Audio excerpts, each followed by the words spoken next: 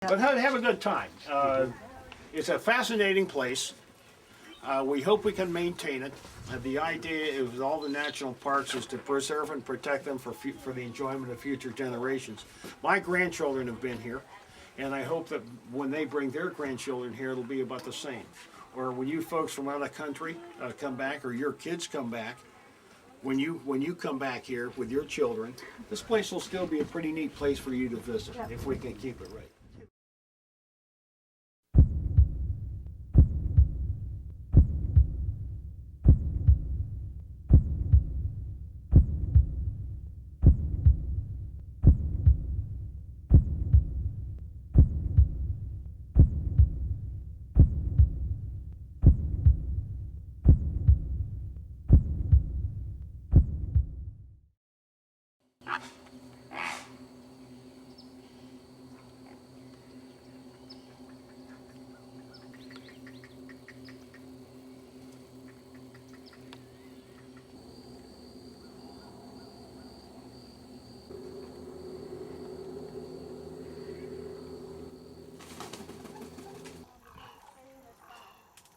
Head on to you right now. Oh, I think he's down. Yes, He's not real dark. he's digging around. There, I can see it. Is he out now? No, he just turned But sideways. he turned sideways so you can see the thing. They're very pale. No, I can see him. I was just trying to get a better shot of him.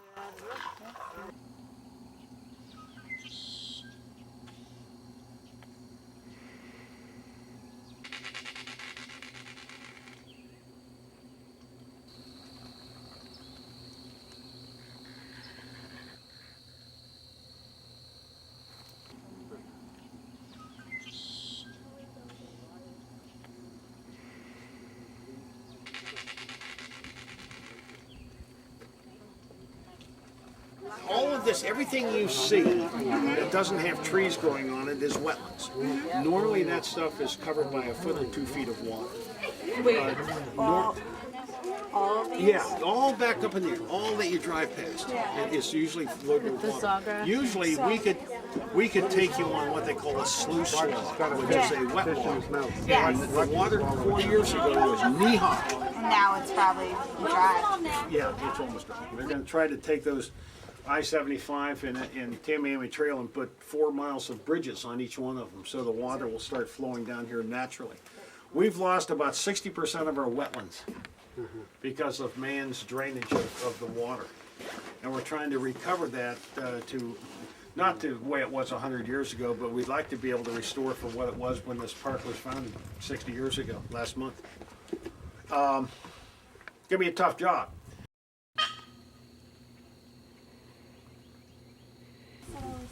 Look at his eyes. This is mating season. They're just now starting courtship and nesting, but look at that eye. He is ready to find somebody. So you mean the blue? Yeah, the blue. Yeah, the turquoise. That all around the eye. No, he would be old enough. He's probably at least 3 years old, because for the first 2 years they tend to look like the females, and then the males lose that tan neck and they turn all black.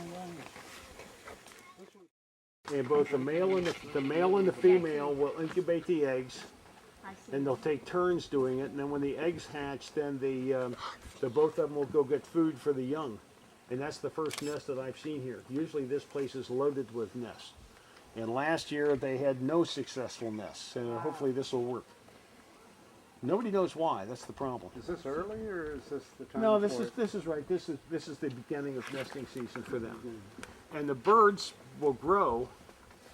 They'll hatch the eggs, and I'm serious. In 3 weeks, they're bigger than that. They'll ship the water down here, and it would be unusually high for the season.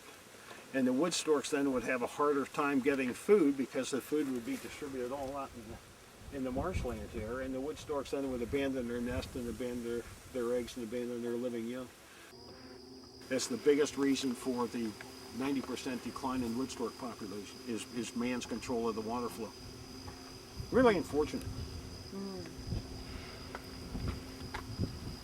Let's walk up and talk alligators. This is the best alligator place up north. Where are you guys from? New Zealand. New Zealand. Oh, that's good. So, And the female will then go back into these rushes and start ripping them down and make a pile about 6 feet high and about 8 feet across. And you can fly over the Everglades and see alligator nests because there will be like a moat where she has torn down the rushes to make this pile. She'll dig a hole in the back and the top of it and lay between 20 and 40 eggs. And of those eggs, probably, let's say, out of 40, probably 32 will hatch. And of those 32, probably 5 will grow to maturity. But the reason so many hatch is that she doesn't leave. She stays there for the whole 65 days of incubation. And it's like a compost heap. That's what provides the heat of this. And if you have a compost heap and you know how warm they get, she will protect it. And when she starts hearing the little cheep, cheep, cheeps, she will dig open the nest and pick out these little alligators with a big mouth, little out, put them aside, and they can swim instinctively. And then she will take the other eggs and put them in her mouth and roll them around with her tongue and break the eggs. And that's why she's getting such a high hatch rate. She's helping those little ones out. What happens to the other 27? Are they food for somebody? Well, no, the 32 and the 5, because now as babies they'll be eaten by blue herons, raccoons, fish, other alligators, and they're not cannibalistic. But if something's going like this in the water, an adult alligator will bite it just because it's there. But it just becomes part of the food chain other than that. Once it gets maturity, and this is not sexual maturity, but size maturity, and once they get above 4 feet, they're on top of the food chain. Right. But there should be a whole pile of them out here. There usually is.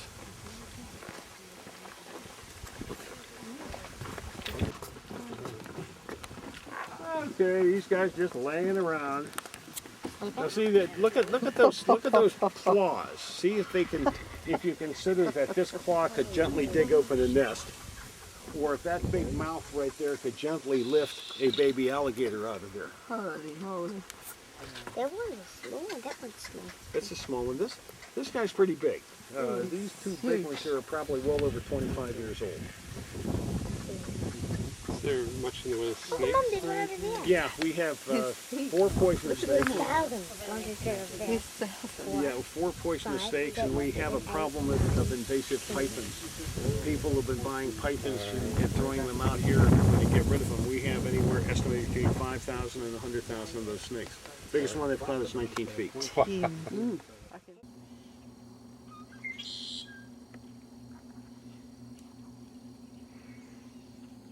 And the only reason I mention that if in your papers, and I don't care with all around the world, the people will talk about the Everglades, because this is one of just a few world-class ecological systems. Doesn't exist anywhere else in the world.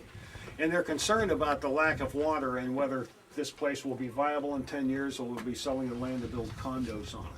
Oh, dear. And just keep in the back of your mind that the state of Florida has raised all their money, and the former governor was also named Bush, and his brother has neglected to give us any money because it's all going for fighting about oil, I believe. Yep. Another question.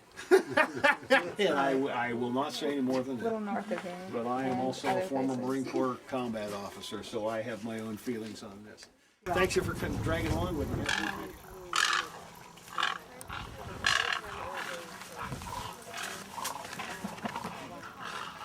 Can you tell me a spider that had like 4 horns? Well, we're studying a particular one. It's right there. That was him. Where'd you find him? That was Where'd him. you find him? I'll be darned. Wow. Did you see him? Yeah, I did see one. Really? On And this, no, not in here. If when you're going down Long Pine Key, you're going back to the campsite, you'll see a sign that says Long Pine Key Nature Trail. Yeah. Okay? oh yeah. Okay. On the other side of the gate, on the right-hand side, there was a spider Perfect. nest, because I'd never seen one like that before. Thank you. Thank you so much. Thanks so much.